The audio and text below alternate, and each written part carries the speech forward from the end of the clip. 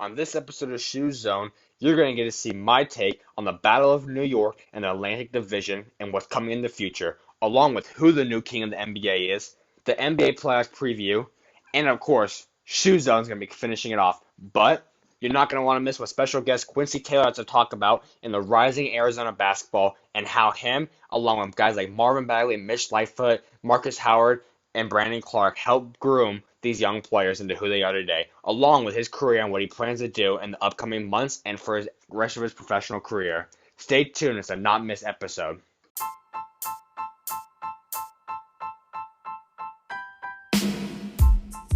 How's everyone doing today? I hope that everyone has had a blessed Easter weekend and is ready to tackle another great week ahead.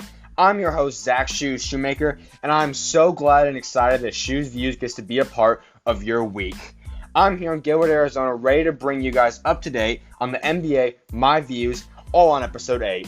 Now, for all you Arizona hoop followers and lovers that live in Arizona, you're not going to want to miss what Quincy Taylor has to bring to the table today as we discuss his career, basketball career, along with so many different Arizona basketball players and the evolution of the game of basketball here. It's been a very wild week going on with the playoffs and so much more, and I've got my hot takes that I cannot wait to share with you guys and get off my chest. So let's get right into this. The very first topic I'm going to get into today is something that, yes, interests me a lot, but I've been bringing to my attention looking at the upcoming free agency. Now, yes, before free agency starts, I will have my own episode directed completely towards the free agents, their possible destinations, also a team outlook. But with that being said, I want to get into something. A lot of people talk, of course, about the two LA teams, Clippers and Lakers. I've gotten to that already. Now I want to talk into that New York Knicks versus Brooklyn Nets in depth. Here's my first thing. When you look at this, in my opinion, the big free agents are Kyrie, KD, and Jimmy Butler in terms of who's going to New York teams. Kawhi, we believe, is just staying in Toronto, going to Clippers or Lakers, something like that. As for those two, those are big, as you hear most of Kemba's in there a little bit about who's going to the Eastern Conference, or who's staying or going to the Eastern Conference, staying in Gotham City. That being said, here's my take on this. Knicks will most likely land the number 1 pick, or they might get the number 2 pick, and Phoenix gets the number 1, which, as they've said, I'm not talking no more, they said they prefer Ja, which I've said I think they should, and I agree 100% with that. But if they get Zion Williamson, I understand KD's, you can run him and you want him on the court, he's better than everyone, most likely. But I like the young core in New York. You guys know I'm not a Knicks fan whatsoever, but I gotta admit, they've got a young core that this grouping of Mills, David Fizdale, and Scott Perry and so on has really put together a nice young core. You're gonna have Kevin Knox and Mitchell Robinson and Alonzo Trier, which Trier might not be a part of the team because of the chemistry issues and locker room stuff that's come out in the last few weeks. But Robinson is something special, and you guys know how much I feel about him. He's in the next level kind of elite center. Kevin Knox can ball. You got Zion? Great. Now you got Dennis Smith Jr. and you've got Emmanuel Mudiay, which Mudiay is a free agent, but you can still look into getting him. As of right now, here's what you're looking at. The free agents for New York this year is Hazonia, Mudiay is restricted, Cornette's restricted, Vonleh, Trier is restricted, Hicks is restricted, DeAndre Jordan, Billy Garrett, and Kadeem Allen, which are both restricted. All right, you can also extend guys like Damian Dotson, Lance Thomas, John Jenkins, and Henry Allenson. So here's something that I'm looking at when you look at an outlook. You got Dennis Smith Jr., and you got Emmanuel Mudiay. It could be a good backup. Damian Dotson at your shooting guard. Trier is a good backup, which I think he'll thrive being a 6-man in his career. You have Kevin Knox and Zion Williamson at the 3 and 4, followed by Mitchell Robinson at the center spot. That's a great young core, which I don't see why they break it up. Too many times New York goes all in on top guys, and they may not even land them. Because that brings me to my next case. I truly do believe that the New York Knicks would screw up by getting Kevin Durant. And in my opinion, all due respect, as I've talked about, and you guys watch my Instagram TV videos, I think that Kevin Durant would make the wrong move by not going to Brooklyn Nets. Yes, LA Clippers fit in great too, but the Brooklyn Nets have a perfect group for him. Now, I do believe that the Brooklyn Nets, I think that Kyrie and Kevin Durant want to play together. This was prior to this. Now, watching the way Kyrie plays and thrives with Boston and loving the city of Boston, being a Boston Celtic in the playoffs has been something special. They swept them 4-0. Do I think they're beating Milwaukee? No. But they did sweep Indiana in a very impressive game. I do think that Kyrie might be staying a Boston Celtic, folks, especially if they do get Anthony Davis. So all things aside, there's a guy named D'Angelo Russell. You guys should all know him by now. He's going to be a restricted free agent. Now, here's a quick breakdown on Brooklyn. Allen Crabbe is a player option, which I believe he will be traded before the season starts. You have DeMar Carroll, D'Angelo Russell's restricted, Ed Davis, Rondé's restricted, along with Theo and Allen Williams, both restricted, and Jared Dudley. You can extend LeVert, Napier, Joe Harris, and Travion this summer. That being said, here's what I'm looking at. If I'm Brooklyn Nets, you're keeping D'Angelo. He's your point guard. Karis LeVert's back healthy. He needs to go in the weight room and get those legs strong because he is something special. You guys see the way he's playing this postseason? He is special. The crew of D'Angelo and LeVert is something special. Dinwiddie can thrive as a third guy. Even if Dinwiddie's not part of this team and they trade him off for something else, we can see that three guys can score 20 plus four guys for crying out loud because you saw Jared Allen. I think that this team is superlative and very, very talented if they do this. You have Jared Allen at the center, then like I said, D'Angelo Caris at the 1-2. You can then follow that up with someone like Joe Harris or Rodion, this small forward, power forward, Kevin Durant at the power forward. That team would fit out perfectly. Dinwiddie, guys like Joe Harris, DeMar Carroll, I think you need to re-sign along with Ed Davis. Fill it in. You got Nets picks. They have three picks in the top 31. They have their pick, which is going to be, I believe, will either be 16th or 17th. Will be the 17th pick now. You got Denver's pick, which is the 28th, I believe, 28th or 29th, and then you have the 31st pick, which is coming from the New York Knicks. You can trade up and get a lottery pick. Add that guy in there. They do need a forward if it's Kevin Durant or someone else, and then they need to keep a vet, Jared Dudley, young player. That's how your team's gonna look. Because everyone's forgetting John and Moose is someone that's gonna be coming along. I don't expect Shabazz Napier to be staying along too much longer because you have Theo Pinson. Now, I also do hope that Jared Dudley stays with Brooklyn Nets for as long as possible because he is defining what the Brooklyn feeling is. This is a family here, and this is what I'm going to talk about. Brooklyn needs to be the most desirable place if I'm a free agent. They're a big market. They have all the tools you need. They have a young core that's winning a playoff game against a stacked super team in Philadelphia. They are competing. They are hustle. Listen to this. They play with heart. No one on that team is slacking on plays. Everyone's energized. The bench, even if they don't play, they're involved in the game nonstop. Jared Dudley sacrificed his body for a teammate, Jared Allen, that's been being hammered by Joel Embiid, not giving any leverage whatsoever. Atkinson defended everyone. Sean Marks gets suspended and fined for defending Kenny Atkinson, defending the team. Joe Tsai, the owner, has also went and now just defended Sean Marks and said he'll pay the fine. He's going to help them out. This is a family. They're all playing as hard as they can for the fans and laying it all out. This is a thing that you cannot not want to be about. And you're telling me that Kevin Durant added on to this young core cannot win a championship? Even if Kyrie doesn't come with them. That is a championship caliber team. And once again, I believe that Crabbe will be moved this summer. So, that being said, why not move up with the Knicks and the Nets? This will be a rivalry, and you guys think that you guys really do think that this Philadelphia Brooklyn Nets series is a rivalry and heated? Yes, it is. Yes, indeed it is. This whole Atlantic Division is because mileages between the five teams are so short. They are so close to each other, closer than any other division is around the teams. There's rivalries, but this Knicks Nets rivalry would be something special that you guys are not going to want to miss whatsoever. Now, I do believe once again that Kyrie and KD do want to play, but I do believe Boston will stay in Boston. Now, listen to this. This is what the team you're looking at. You have Boston Celtics. We know what's going down there. Either they're having Tatum, Brown, so on and so on with young core, or they're going to go get Anthony Davis. They also have a ton of picks coming in the next couple of years from all the past trades. No one knows how these picks just keep piling on. Toronto, we'll see what happens there, but they got a young core. Siakam, you've got guys like Norman Powell stepping up big time. You've got Fred VanVleet. You've got OG Anunoby that everyone's forgetting because he's out this first round. Of course, Kyle Lowry and Kawhi stay around. You've got Marcus Gasol. You got so many pieces. Then you go to Philadelphia. We know what those boys got down over there. And of course, I just discussed the Brooklyn Nets and the New York Knicks. There are special things brewing in the Atlantic Division that is not miss basketball. There's potential next year, I believe there could be 5 out of the 8 teams will be out of the Atlantic. Already half the Eastern Conference players right now are from the Atlantic Division. This division is stacked.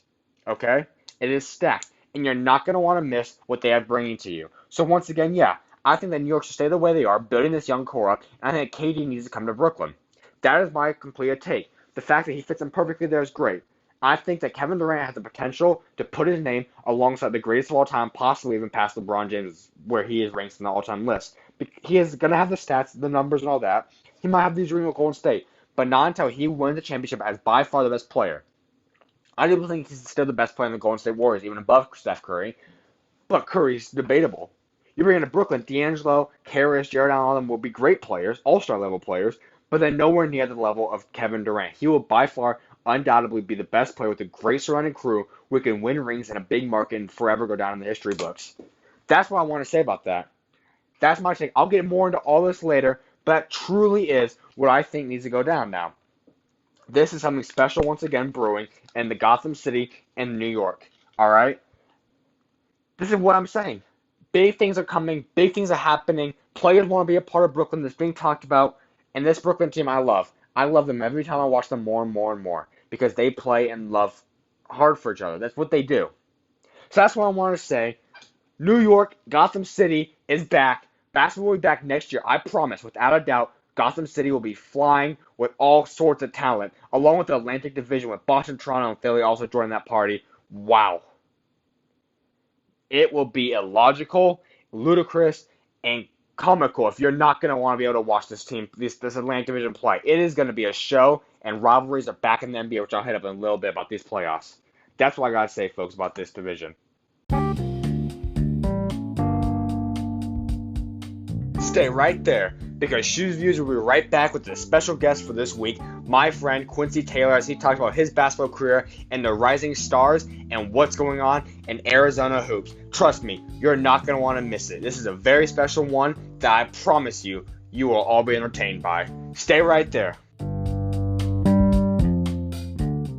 I'm excited to welcome a great friend, Quincy Taylor. How are you doing today? I'm good, man. How are you? Not too bad myself. Before we get into any more, though, I just want to wish you happy Easter, bro. Yeah, happy Easter, everybody. Happy holidays. hmm So first thing, I guess you can just go and explain to everyone what exactly you do and how you're impacting basketball right now. I'm just on the basketball scene, mostly on the West Coast, like Arizona and stuff. But I'm transitioning into a professional player.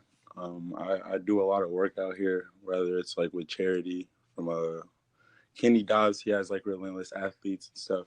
hmm To hanging out with like B Dot and stuff. That's like a good friend of mine. We do like videos and Yeah, that. But other than that, man, I don't know. I'm just having fun with basketball, another sport that I love while I can. yeah, for sure. Guess we can go right into that then. So how exactly did you get to know Brian Armstrong or B Dot? Just on the basketball scene, I grew up playing basketball like on the West Coast, like Arizona and stuff.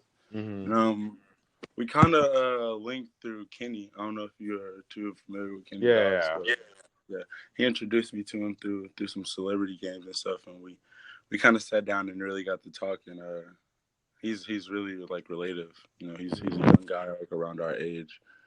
You know, who's trying to do the same thing that I am. You know, yeah, for so. sure. How was being in his music video, League Me? Oh, it was fun. It hmm was exactly what it looked like. You know, we were just out there having fun. It was actually competitive, and during the video, you know, he like stopped playing and started filming the video, so it was 4-on-5, hmm and we had like a point to prove. Nobody wanted to lose if you pay attention for real. It's like everybody's sweaty. Yeah, for sure. Yeah. But so I guess we can also talk into. I mean, you're obviously, as for me, you're one of the best dunkers I've seen. I mean, have you always had your bounce? Yeah. Thank God. Honestly, it's a God-given ability. I work for it as much as I can, but I hmm can't say, it's not natural. Yeah. What would you say is like your favorite part about dunking? The finish. You know, you hmm can you can jump and sky all you want, but like, there's nothing like being able to throw that ball through the rim. Which is why, like, I think I'm so consistent at it. hmm Like, there's parts of my games where I don't post at all. Like, I train a lot. I put up a lot of jump shots. It's just hmm flying through the air is like art. It's like poetry in motion. And being able to capture that now on like high tech cameras and stuff. Is it's art. For sure. I mean, to be honest, like I know I've heard about you, people are talking all about you, but not until like a couple weeks ago, like I was just looking through YouTube and one of your Easy Finest mixtapes came up and all. And then my Oh brother yeah. and I were just like, holy crap. I mean, Oh yeah. No.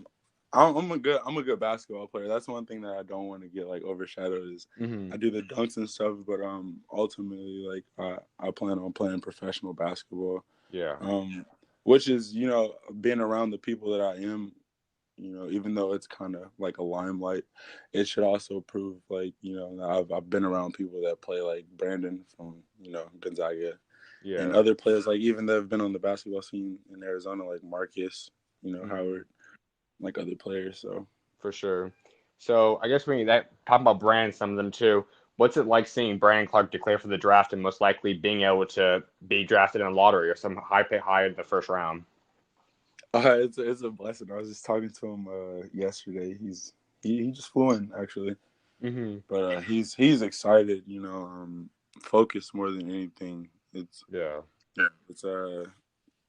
It's it's a blessing as a friend, to be able to see him do this. It motivates me to be, my best player, which I plan, on seeing him there eventually. Yeah, sure. I mean, especially for like a lot of guys like Marcus Howard and Brand are great examples. I mean, they came out of high school being well-known players, especially in the state or West Coast side. But I mean, they both started off not. I mean, Marcus Howard I know started off as like the third string guard at Marquette and turned into one of the top guards in all NCAA basketball this year. And Brandon started at San Jose State and then moved up to Gonzaga and obviously had a heck of a year this last year and put himself Yeah. in the NBA. I mean, it's just crazy to see how everyone develops in the right system. Yeah, it even goes back to like the younger kids like Marvin and Hmm. DeAndre. Like the basketball scene in Arizona is kind of I don't want to say undermined, but people don't pay as much attention to it until kids get like a little bit older For because this is sure. like one of the run and gun like scoring states. But there's a lot of talent that comes out of this place, like too much. Like Hmm.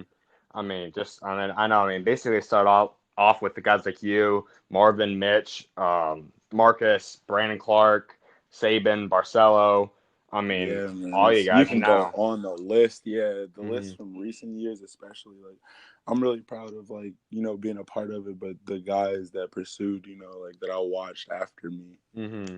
I mean, even now, like you just said, I mean, this guy's up and coming. I mean, obviously, all the guys that shadow Javon, House, Shamar, to the Hillcrest guys, Kyrie, and Dalen. I Yeah, mean, the list goes you on. could It's see. crazy. Yeah, it's basketball from the West Coast, especially Arizona.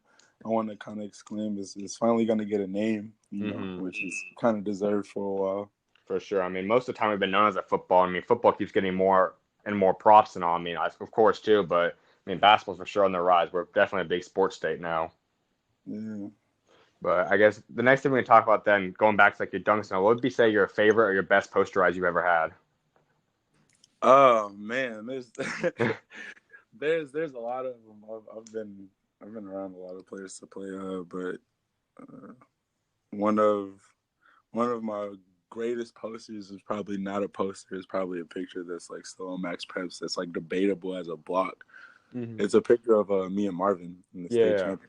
They blew us out, man. It was a tough game, but that was because Brandon was in foul trouble, Hmm. and that was one of the things I won't say hurt his ability out of high school, but if he had been in that game, being able to play and display his like actual skill because he did it the whole year, but he Yeah. wasn't able to do it against elite competition the second time. Hmm.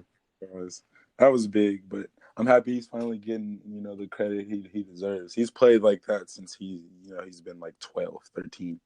Hmm. Wow. So what would you say would be like, what was it like playing with you and Brandon? Obviously, you guys both graduated the same year, right? Yeah, yeah. So how was it like playing all 4 years with them?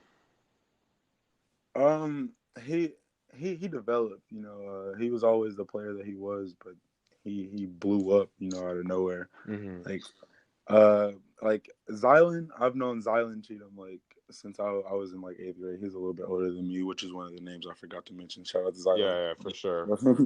But like, he was one of the players that when I first came out here in like eighth grade, he was like one of the bigger, guys. Like he was more developed for like his age. Brandon was just a like 5'10" kid, and every year he just grew a few inches, Hmm. and he like kept his coordination and his skill, which was like big, because he was never a shot blocker, but he had like great timing. And as he got taller, Hmm. that part of his game expanded so well. Yeah.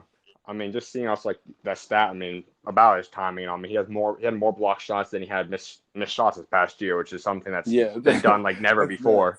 nuts. I mean, that's almost impossible to think of. I think it was like they said David Robinson and Shaq are the only guys who do that. I mean, those are two of the Yeah, greatest of all time.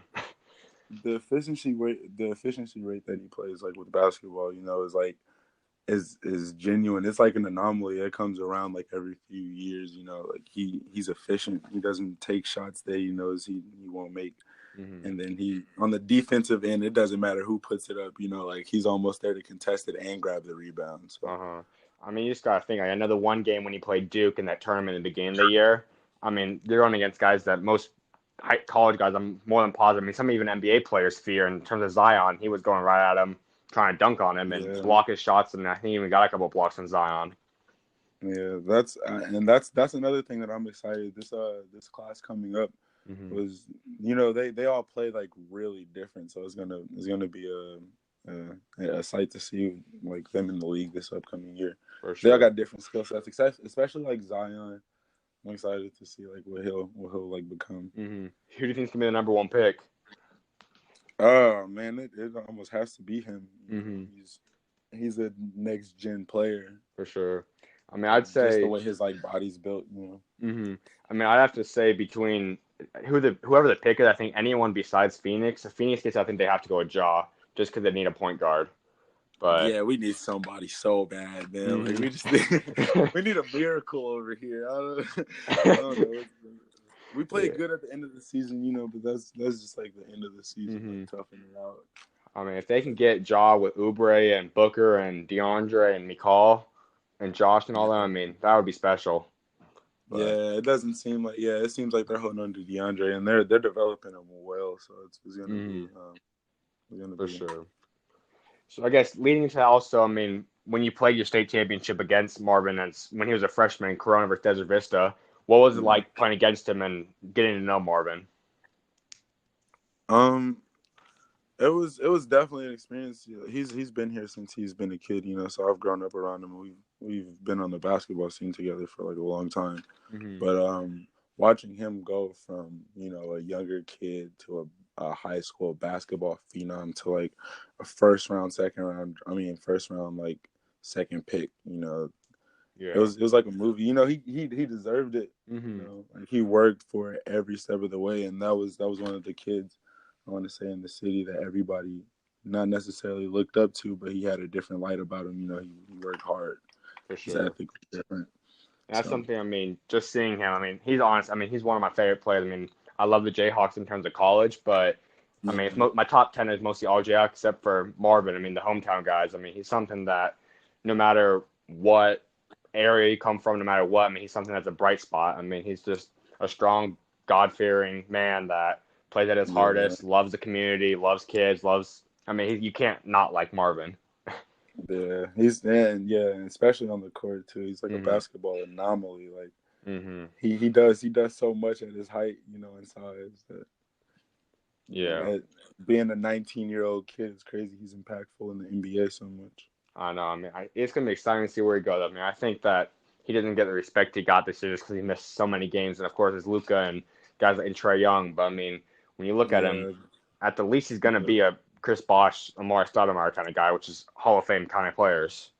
yeah, definitely. Like I'm excited to see him develop. He has a Hmm. lot of game, and then being around like players, that see his potential, Hmm. intangibles in the league.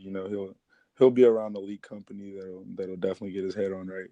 Oh yeah, especially. I mean, I'm excited to see what him and Fox and Buddy and Giles and a lot of those guys, Barnes. I mean, they got a special team Yeah, out there. But a lot of young guys, yeah, and for some sure. vets too. Yeah. So, what would you say would be your favorite moment playing at Desert Vista in high school growing up? Uh, Being able to play alongside people that I really care about, like to this day, like Brandon if blood would only make us like related. Hmm. I've grown so close to him and his family and other players on our team that there's like a bond that can't be broken, and Hmm. I'm excited to have built that with people, feeling like I needed that, moving out to Arizona from Milwaukee. I kind Yeah. of like exiled myself and wanted to focus on basketball, but they implemented the element of like family, and Hmm. it really helped out a lot. So motivation wise, like I said, as if you grew up around us and playing basketball, this is the best time, especially seeing everybody succeed. So For sure. I mean, yeah, I mean, it's definitely, I mean, that team I know I wasn't as aware and all because I was still younger and all, but that's still, I mean, that team was one of the best teams in Arizona we've had. I mean, of course, you guys went against, once again, Corona, which was led by Marvin and all them, but yeah, I mean, that's you, Brandon Clark, I mean, two guys a lot of people still talk about in the state in terms of the best basketball Yeah. high school players that started this whole wave of talent. I won't say we like changed the like culture of basketball here, Hmm. but what Coach Darden did when he came in our senior year really, like a lot of teams, it made us hungrier. You Yeah, know, for that's sure. that. I don't want to credit that season to why Brandon, went on to like be like what he is, because after that season we played like club and Brandon played like really good, but like Coach Darden's culture of you know of our team really Hmm. really propelled us to like go to state that year, and it was just a different culture, like. Yeah. So I guess we kind of touched up on that a little bit then, but what would you say was the feeling of being able to play state championship game? I mean, the biggest game, division, the highest division, the two best teams in the state. What was the feeling playing that game? There's nothing like knowing that you're top two Hmm. and you could possibly be not two. So uh, once we got to that point, I think why we lost that game was because our heads were at that place. Yeah. But at the same time, we worked. Hmm. Every game was a grind. Like even though we had our ups and downs as a team, I think we lost like 4 games that whole season. Wow. Like like 3 games that whole season, and we were doing tournaments like everywhere. Hmm. We just everybody bought in, and it wasn't like a role thing. Everybody wanted to win, so Yeah. everybody did. Everybody used their skill set to the max. Like Brandon played out of his mind that year. Like Hmm.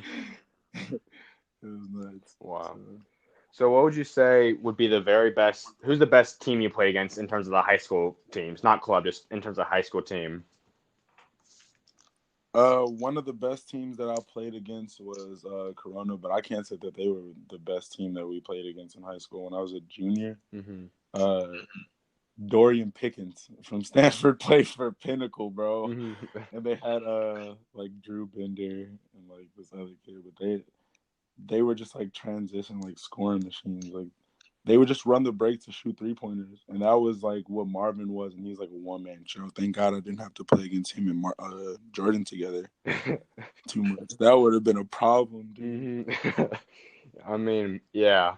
I mean, definitely, I think some of that stuff's definitely translated to now the shadow kind of team. I mean, they play at a level that is almost impossible to play against if you're in state. I mean, Pinnacle's the only team that beat them their entire Literally, run.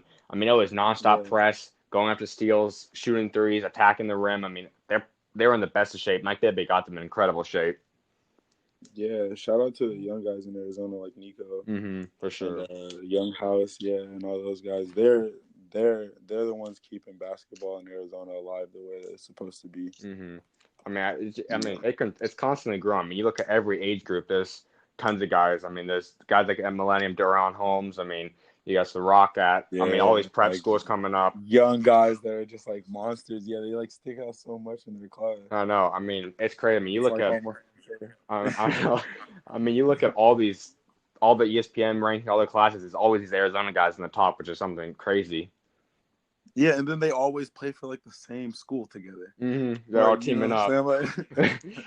Like that's the best part about Arizona though. Like if you aren't one of those schools, like we made our championship run and we built that team, from Hmm. when we were freshmen to like sophomores to Hmm. like when we were juniors to when we were, seniors. Like it was a process, and then when junior year rolled around, like at the end, we were like, yeah, we were finally getting the pieces to like actually be able to do this. Yeah. So for the teams that actually build for a championship, and don't rely on getting like a good player, Hmm. like building and all of that. Like that's actually like the process is like beautiful, dude. Yeah. Like, I think that's the cool thing, seeing that the way Shadow, I mean, they stayed together all 4 years and were probably one of the most dominant, if not the most dominant 4 year players we've ever seen in Arizona. I mean, yeah, won their state yeah. championship for all 4 years, which is almost And then unheard of. they did it well, they didn't win all the championships before that, but they did it 4 years before that too, when Hmm. they had JJ and Carlos and all of them. Like Oh yeah, yeah. they've always, yeah, they've been a basketball powerhouse for a while. Hmm. I mean, I Shutting just, down is tough. I mean, I think just also, I mean, it would have been horrible if that whole story of Mike Bibby came out to be true, but I mean, it sucks that that Mhm. seriously had to happen though in that case scenario, but. Yeah, everybody, has a story, and unfortunately, Hmm. I hope that's not, a part of his, but that's an unfortunate part of the side of the stuff. Like, even if it's not true, Hmm. like it kind of takes away from like your achievements and distracts people. So, Oh yeah. I hope that goes well. I mean, I know there's a lot of rumors of possibly pursuing a college or NBA job, which I think he's more than qualified to get at some point. If not, I think he's already qualified, in Yeah, my opinion.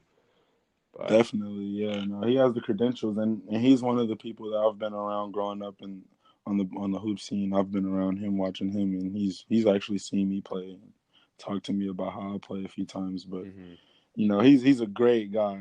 So, for I hope sure. all is well. He definitely deserves it. hmm Like coaching jobs, whether it's collegiate or professional. For sure. And I guess my other question I was going to ask, what would be the best player you've played against NAZ in the high school scene again? Oh man, that is tough. Hmm. I could give you like a top five, All probably. right. Not in order, Hmm. but uh, it would probably be like Hmm. Xylan, and then Marvin, Yeah. definitely. Dorian Hmm. Pickens. Who else? Marcus. Yeah. I hate playing against Marcus. That's like, did you see like his tape? His tape is like against DV. The whole Oh, the thing is pair. just like Yeah. transition. Yeah, it's like he's running like cone drills, Hmm. bro. I mean, that's also what I was gonna You say. can't. Like, that's what he's doing in college now too, which is crazy. I mean, for a guy that's 5'10", I think, or like, I know he's under 6 foot for sure. I mean, he's putting Yeah, up historic college numbers at under 6 foot. I mean, there's no one that does that. I yeah, mean, like that guy. He's a gritter. hmm He gets it done. for sure. Then probably like one more person. Who would it be? You got Mitch, Saban. They were like, I thank God I didn't play against them when they got like older because they really developed into players that I didn't see them like developing Yeah. into. Like I knew they were gonna be good, but like Mitch got Kansas good, and like Saban got like league good. Hmm. Like so I don't know. I'll probably have to say like because I actually had to guard him. Yeah. I didn't have to guard Saban. I'll probably say like Alex hmm because Alex is a tough guard. Marcelo. So Yeah. I'm excited to see what he'll do in like the next like few years hmm because he was a tough guard when he was like a freshman, and that was the last time I played against him. So Yeah. when he develops into like a real college guard and gets his chance, hmm he'll be out there a I lot. mean, it's gonna be fun seeing Arizona with all those Arizona guys. I mean, Barcelo, Nico, Terry. I mean, Josh. I mean, all these guys coming out playing from Too Arizona. many of them. I Yeah. mean, then you got Jalen House and all the guys going to ASU. You got Blackshear staying home and going to Grand Canyon. I mean, it's gonna be fun. Yeah, the hometown boys finally like everybody stacking up at home. I think we're finally gonna do pretty decent over here. Like GCU, ASU had a pretty good year, Yeah, for sure. and then U of A is gonna have like a decent year every year. Oh yeah, for sure. I mean, I'm excited to see So what Grand Canyon does. I think they're underrated. They're gonna be good soon. yeah, finally, I've been waiting for this for a while. hmm We're finally I mean, Blackshear is gonna gonna have definitely start that off. He's gonna make a big name for himself. I can promise that much. yeah with like Carlos and like JJ like hmm leading at like the upperclassmen. For sure. It's So gonna be then the next thing we can talk about then would be what's the best club team you've ever played against? when Brandon and I were in high school, we played for the Arizona Warriors, and before it got like really popping in Arizona, we were like the first team in Arizona on the Under Armour circuit. Okay. So we played like DC Assault, and we played this team called KC Run GMC, hmm and they had this kid that I'm pretty sure he's in college right now. I think his name's like Jimmy Witt or something. Okay. Best scorer I've ever played against in my life. He's like an inch taller than me. And he has the game that I have. Like he does like a lot of like dribble pull ups Yeah. and like change of pace, but like he jumps so high, and I jump high, and I can't like contest his jumper. It was insane. For real? Wow. Yeah, he's a good player. What exactly? Probably You can go. What was that? no, I said probably them. hmm Casey Run GMC or something like that. Yeah. So what would How high is your vertical? The last time I took it, It was 47.5 inches, and I have like a quad injury. Wow. So you're probably Like around people, 50? yeah, people are always like kneeing me in the thigh. So I'm gonna go back up to like the facility and take it in, and that's an official like vertical. Mm-hmm. I took that with Jordan and Marcus's dad, Chuck. Yeah. Like, that was like officially tested. Mm-hmm. So Wow. I'm excited to go back in there not injured. Yeah, for sure. So what would be the Working best out what would be the best club player you've ever played against on the AAU circuit? on the AZ circuit. Or just the I didn't AAU? really, yeah, I didn't really play too much here, Mm-hmm. but probably like Marvin. Like when we weren't playing together on like an all-star team or something. Yeah. Like I actually played like he played every age group. Mm-hmm. He was one of those kids that like you couldn't get away from. Like he wasn't scared of competition either. Mm-hmm. So that's you know I mean, I know the first time I watched Marvin play, I know I was in fifth grade. I think he was a sophomore or something. And I remember we were just watching. I was just finishing up one of my games, and he played right after us. It was back when AZ Power was together with like Sundance and all of them. And I know he was yeah on the bench watching our game and all. Then right after we got off, we went and watched him. And I didn't really know who he was. I just knew some kids were taking pictures with him. I mean, he was out there. I think, yeah, he was a freshman. And I mean, he was just dunking on yeah everyone. I was like, that's a freshman. yeah no it's ridiculous. It makes no sense. I know. He looked like a man amongst boys, and he's like 15. Yeah. But for sure. So I guess we also the next thing we can talk about then would be going into college. I mean, I know you went to play a couple different colleges. So how would you say your college experience was? um oh man, college is like its own experience. There's like ups and downs. Hmm. uh it's a place where you gotta work hard, like independently, and Yeah. then like if you get the help around you, you can really prepare yourself to success. Hmm. And it's not meant for everybody, which I learned. I don't think I'm not meant for it, but there's a lot of people that go to school and find out, this is not the place where they want to be if they're trying to be a professional at Hmm. at basketball or football or whatever. For sure. So I don't know. Everybody finds a path, but school is always the way to go. Hmm. You get your education before you do anything, and that will be your fallback. Yeah, So, for sure. So my next thing would be was there a player necessarily that you modeled your game around growing up or still do? oh yeah, definitely. This farewell was so sad to me this year, Wade. dude. Yes. Oh Hmm. my goodness. I like because seeing LeBron, being able to still play basketball, and seeing like Melo and everybody else like dwindle, Yeah. especially like Wade, because I like model my game after him. Hmm. It's a testament to like like everybody can't stay healthy forever, and everybody can't be athletic forever, which is why I'm trying to make it happen while I Yeah. can. I mean, D Wade, I mean, to see what he did, I mean, he still could play, like he said, 2 or 3 more years, but he also, I think it was on a Jimmy Kimmel show or something. I mean, he talked about, he's like, exactly, I wanted to retire with everyone still thinking I could play, which, Yeah, unlike Vince Carter and Dirk or some of these guys, but, yeah. Some people like force it to the end. hmm. I don't want to have to feel like I have to play basketball until I can't play no more. I Hmm. want to, I want to take my love for the game and be able to put it away and come back to it. If I want to. Yeah, for So, sure. So, my next thing would be, have you ever considered becoming a professional dunker? definitely. I worked with Kenny Dobbs a lot doing the charity events and stuff Yeah. that I've been doing with him.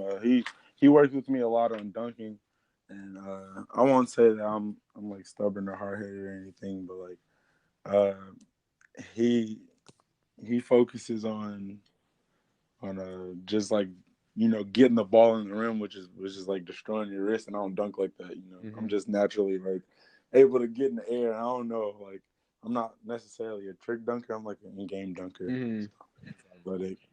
For sure. I mean, I know it's like once again, seeing your mixtape and all. I mean, you're like that Donovan Mitchell kind of thing. That's just like you just explode crazy above like the rim. It's not like necessarily doing the stuff like Zach LaVine kind of stuff or that kind of stuff. It's more like the Wiggins, Donovan Mitchell kind of stuff. It's just you can Yeah, go up on anyone. yeah. And your pace. Yeah, I try to. If I'm not around you, I'm above you. Hmm. For So. sure. So then, what would you say would be your best dunk or your favorite dunk that you can do? Uh, I got some ducks on the way on my IG, but I've been working on some crazy stuff. Probably the 360 either between the legs or behind the back. Hmm. Um, behind the back, I really got to try that one and like get loose, you know. Mm-hmm. But between the legs, I've come in the gym and like done that like right off of like putting on my shoes and stuff. For real? Wow. So it's probably like, yeah, it's it's scary sometimes. I've like scared people like coming in the gym. Like I don't know if you saw it yesterday, but like when I went to go work out with Oh Brandon, yeah.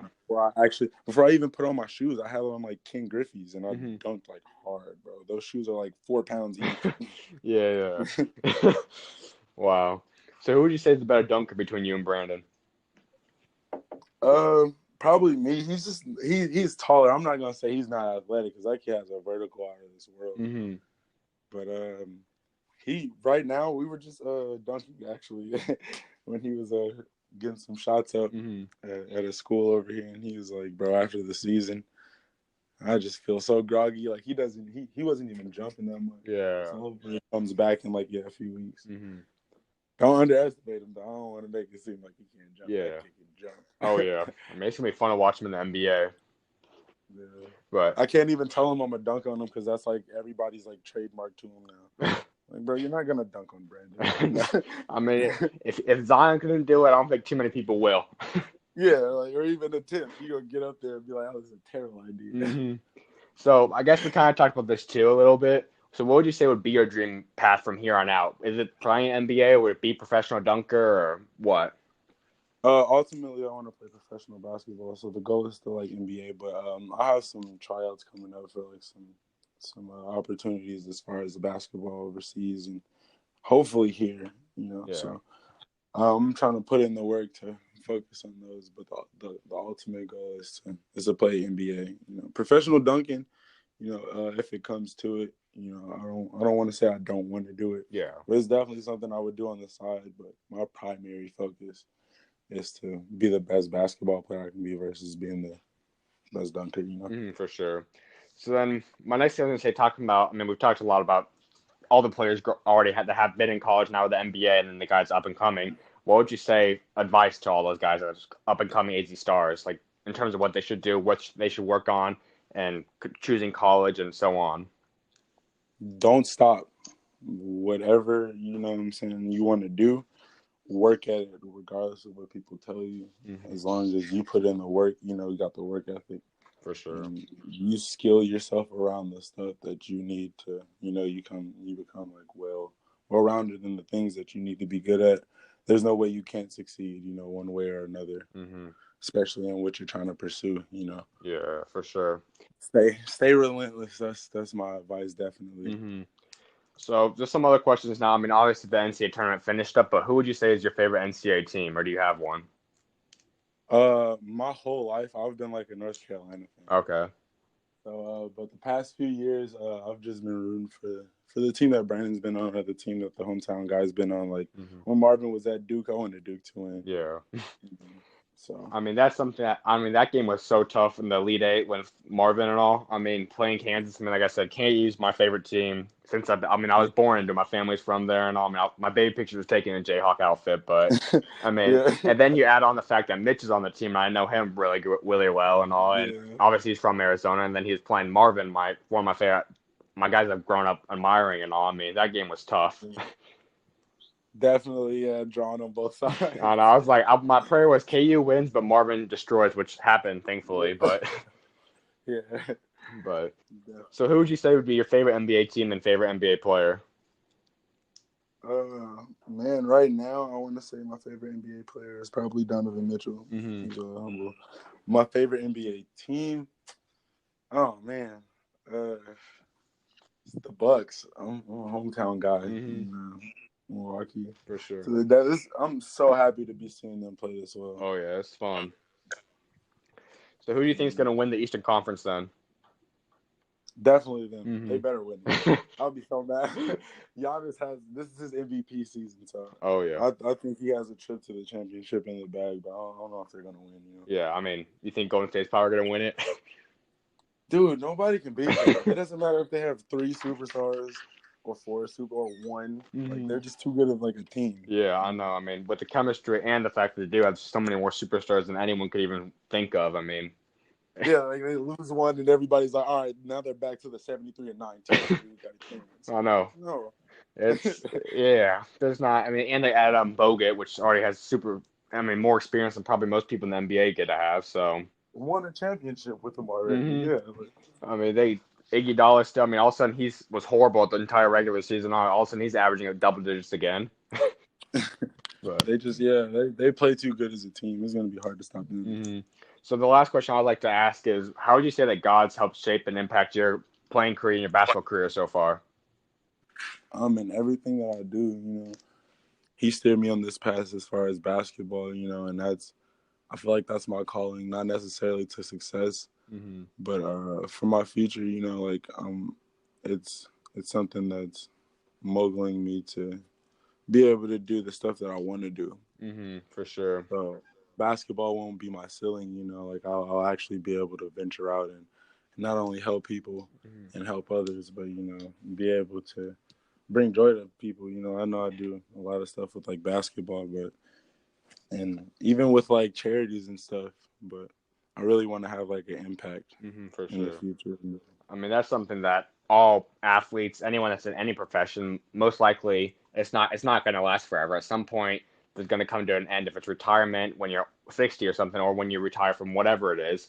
I mean, that's the thing I Yeah, love seeing, like guys once again, like Marvin, and all that pursue rap, that pursue community stuff, and just truly yeah, live the path that God has. yeah. No, but it's definitely a blessing. I think like this natural ability to be able to jump, is all glory is given to him. For sure. And then being able to play this basketball game, every day, as much as I can, put in the work that I can, all thanks is to him. hmm For sure, bro. Well, it's truly been a privilege having you on. I just want to wish you the best of luck throughout whatever God's path is for you. If it is playing professional, wherever, becoming a professional dunker, whatever it is, I know God's got a good path for you, and you're always welcome back, bro. Thanks, man. Same to you. I really appreciate you taking the time to speak to me. Oh yeah, no problem. Anytime, bro.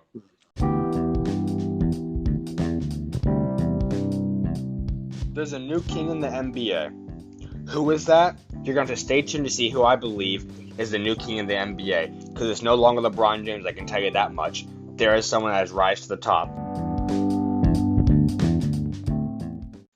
Next topic I'm going to get into is who is the best player in the NBA. Well, most people would say LeBron James. That's when the media perceives as LeBron James the best player. Maybe your opinion is Steph Curry because he's the most likable player.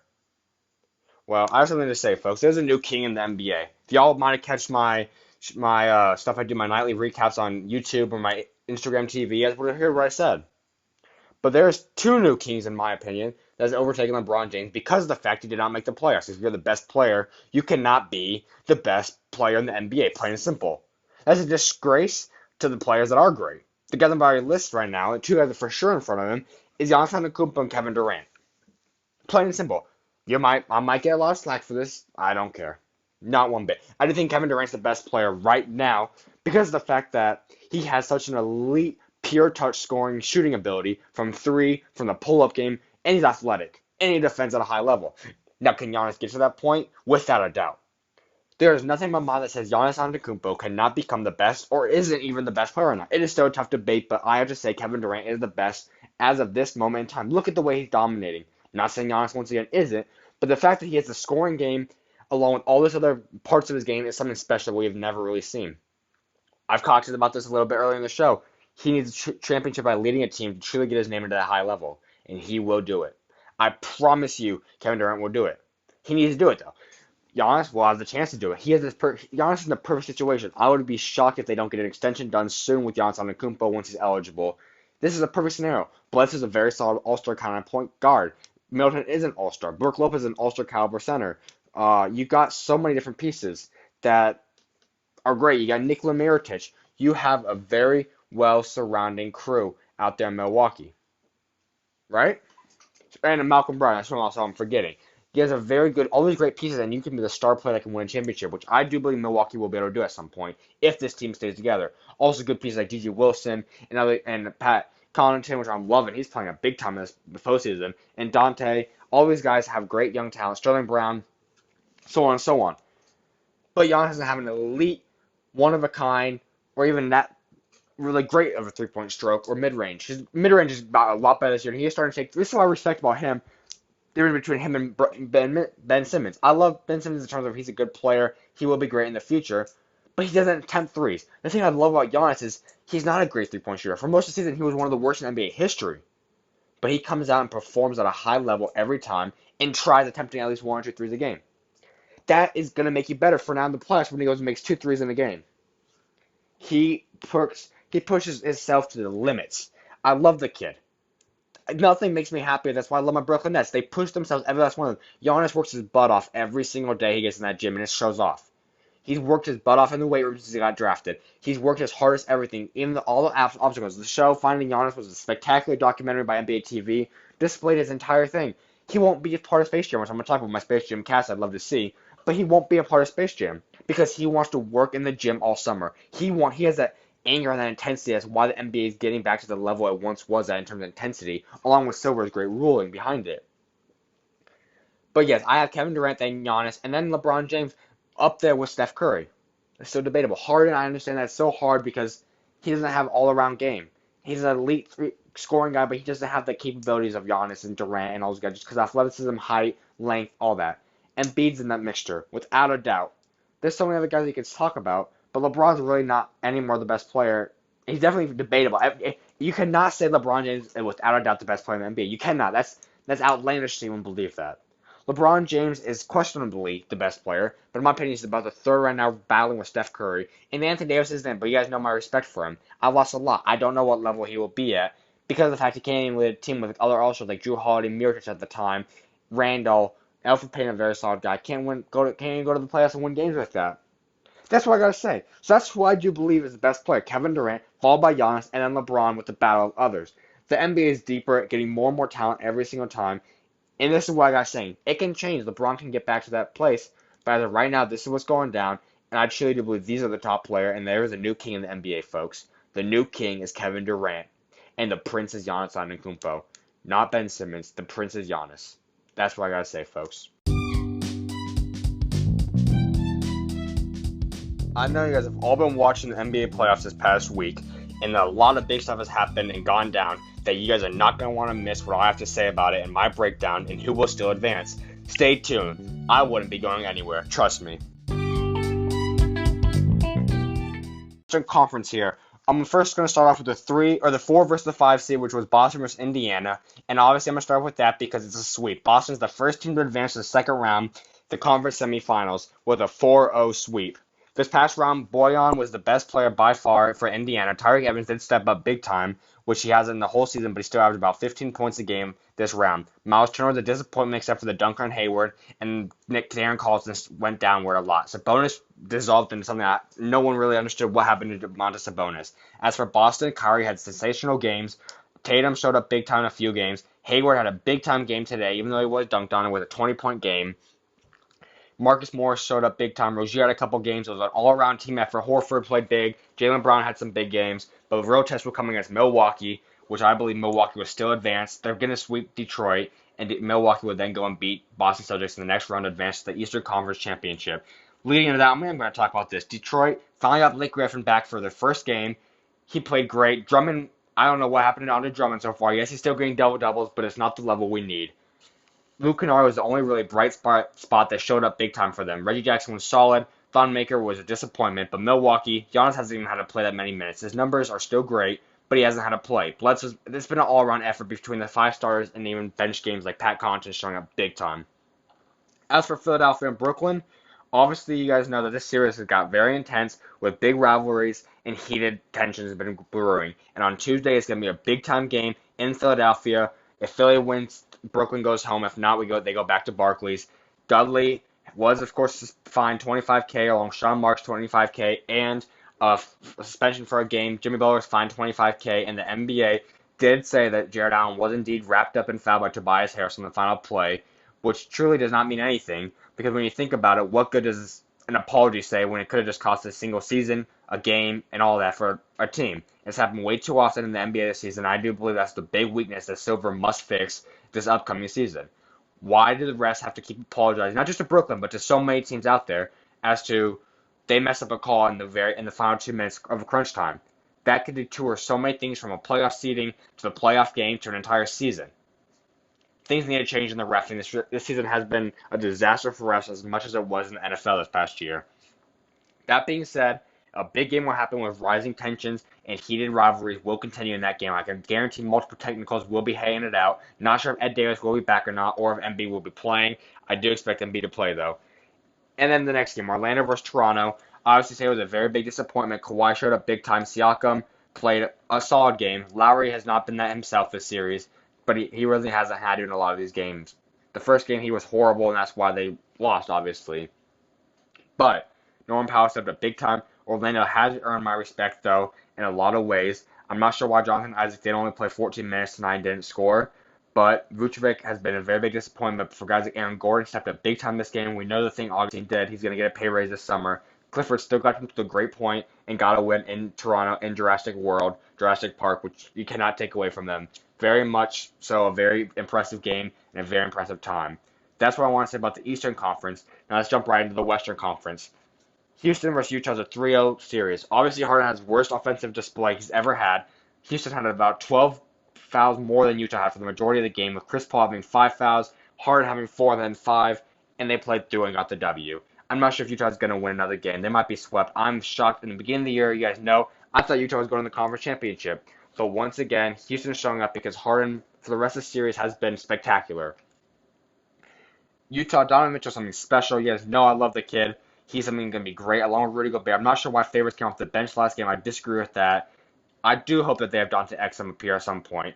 They need Exum back. I hope he gets healthy this summer. I don't know if it will happen, but he, alongside Donovan Mitchell and Rudy Gobert, could become an elite young trio. Grayson Allen has looked good in a lot of games. I believe he had 14 points the other night. He's coming. He's a great player. Let's get to the next one that just finished up. Portland versus Oklahoma, the last game of this weekend. Portland won, taking a 3-1 lead against Oklahoma. Billy Donovan will be fired, folks.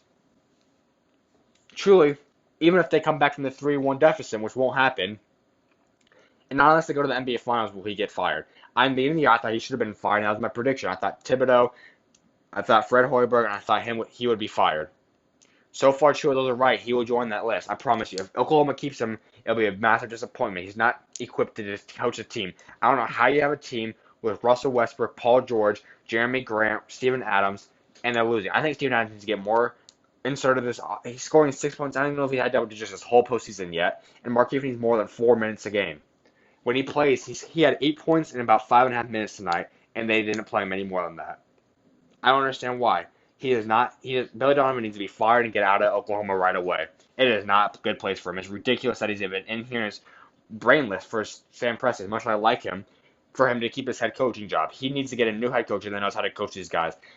This is someone that I'm shocked I'd ever think I'd be saying this, but the one coach I think that fits the system besides Monty Williams or someone would be Tom Thibodeau. Because those guys in Oklahoma are all guys that play with heart, push themselves to the limit just like a Jimmy Butler would.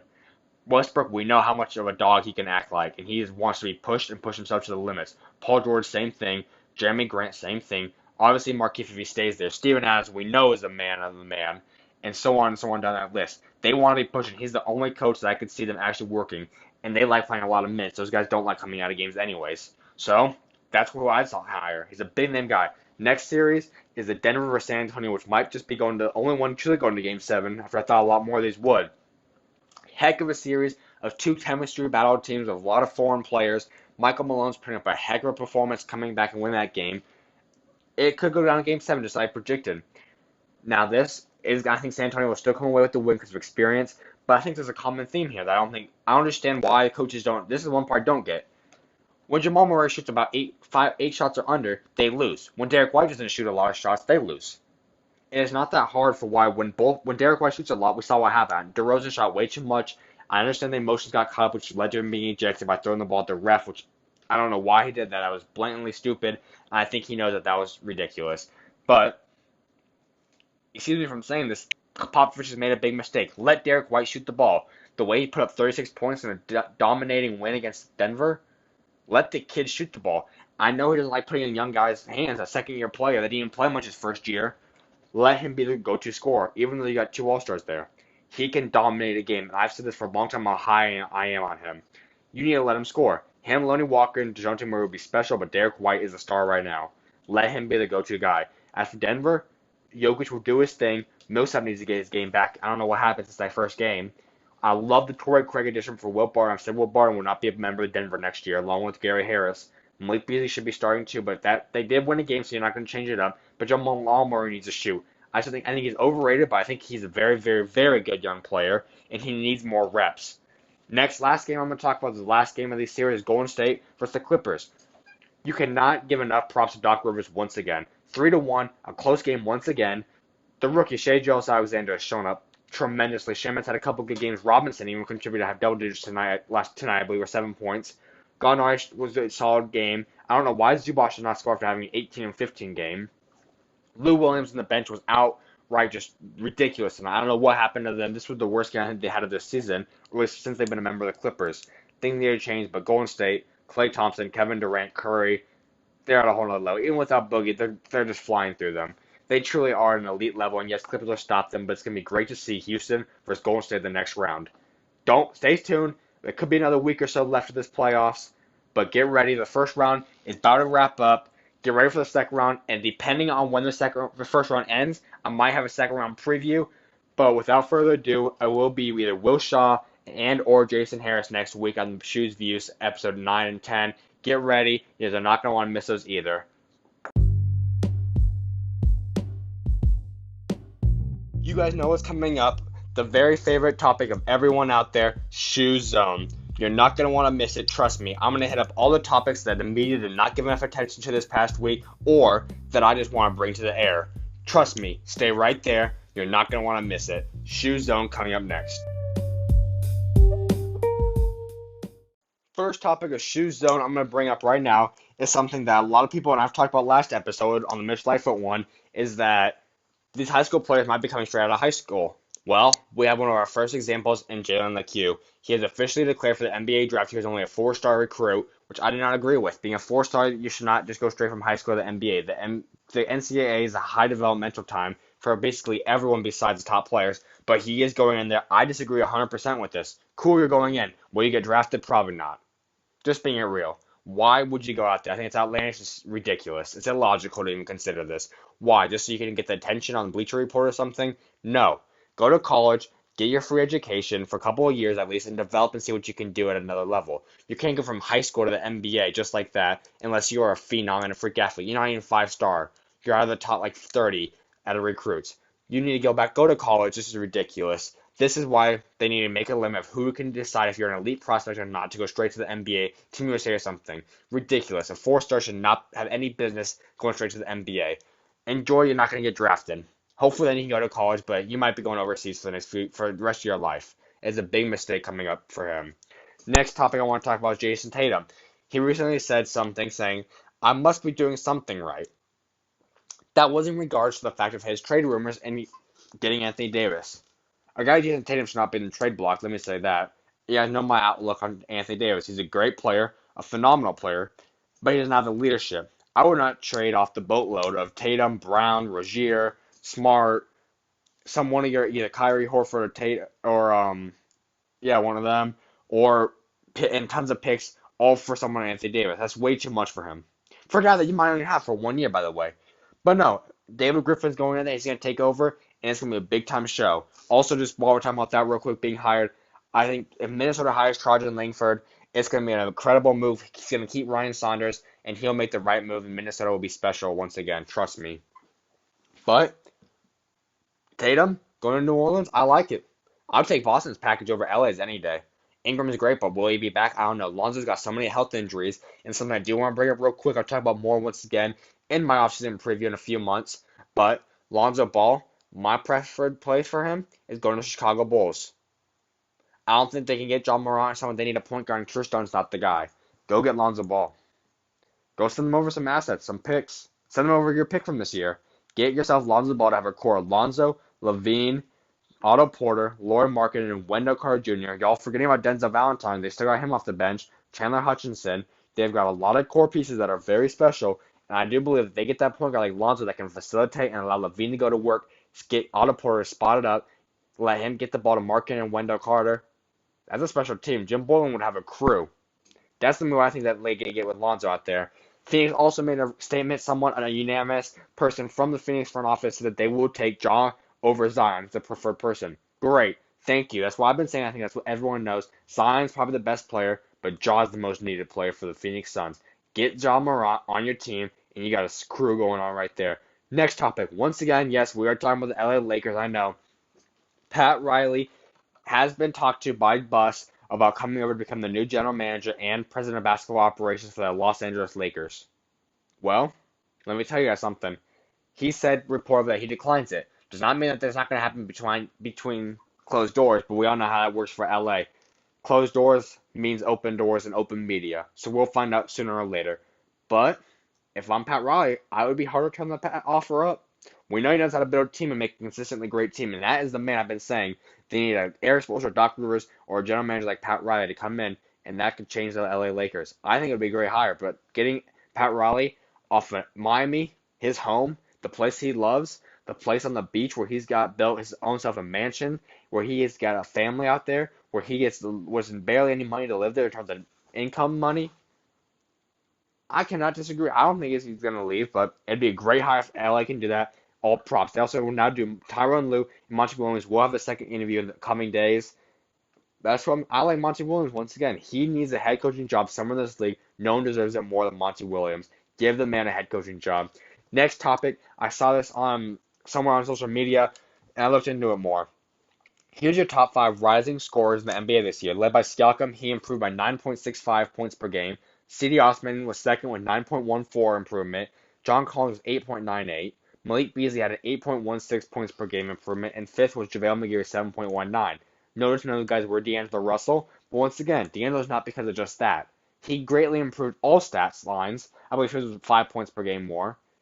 But he took his game to a whole other level in terms of leadership, getting his team to the playoffs, and took his game from a subpar player with who knows what's going on to not even getting an extension kind of talk deal done to becoming a max all-star superstar, in my opinion, in this playoffs kind of player. That's for that. Now, one fun topic I want to talk to you guys about is the Space Jam cast. There's been a lot of talks on First Take, Get Up, all kinds of sports shows have been talking about who will be on this Space Jam cast because they will start filming this summer. Obviously, LeBron James is there. Stephen A had a good point. Boban, Joel Embiid would be great. But here's what I think. Boban's already doing John Wick 3. It comes out in a couple of months, or a couple of weeks actually, and I'm excited as heck to see that movie. But here's what I think. You gotta have the Banana Boat Brothers. Can you not? A great Kamar Price, who was on the third episode. I think he had a great point on Twitter. Me and him were talking about it. Have this. It's gonna be a mix between the Kyrie movie, Uncle Drew, and the last Space Jam. Have a mix between that and the Banana Boat Brothers. Dwayne Wade, Chris Paul, Carmelo, and LeBron. Tell me you wouldn't want to see that. Even that and Chris Bosh. I'm down. That would be a great crew and a great show to watch. Then, you could also go with someone like, of course, everyone would love to see Giannis, but that's not happening. He's going to go grind because he doesn't care about the media. He's about getting better and surpassing LeBron James, which he already has, but he wants to become the best player, surpassing my new king and Kevin Durant. That being said, you could do that. My other option would be going with Joel Embiid and Boban. That you can't go wrong with two of the most giant, funny guys in the NBA. That would be a great show, great for everyone to want to see. That's what I want to say. It's not going to be the Lakers. Sorry, Lonzo. Sorry, Kuzma. Sorry, Ingram. I know you guys keep talking about what you guys want to be on it and asking LeBron. You're not getting on it.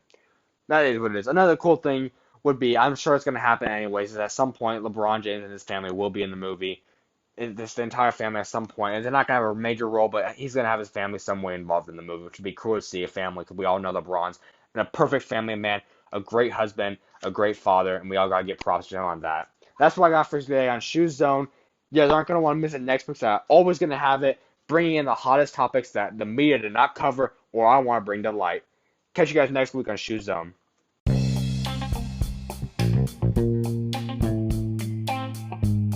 I'm so glad that SchuZ Views could once again be a part of your week. This does in fact conclude SchuZ Views episode 8 though. If you want to get involved with SchuZ Views, go and follow me on Instagram or Twitter at Zach Schumaker, or subscribe to my YouTube channel at SchuZ Views Zach Schumaker, or like my Facebook page at SchuZ Views. Also, I don't ever want to have you guys have to miss a SchuZ Views episode, so please go and subscribe to my podcast or like it depending on the platform so that you don't ever have to miss it because you'll be notified or get alerts. Please leave a 5-star review or leave a comment depending on how much you like SchuZ Views. Also, go check out my YouTube channel or my Instagram TV so you guys can check out my nightly NBA updates and recaps so you guys can stay involved and up to date on the NBA throughout the week.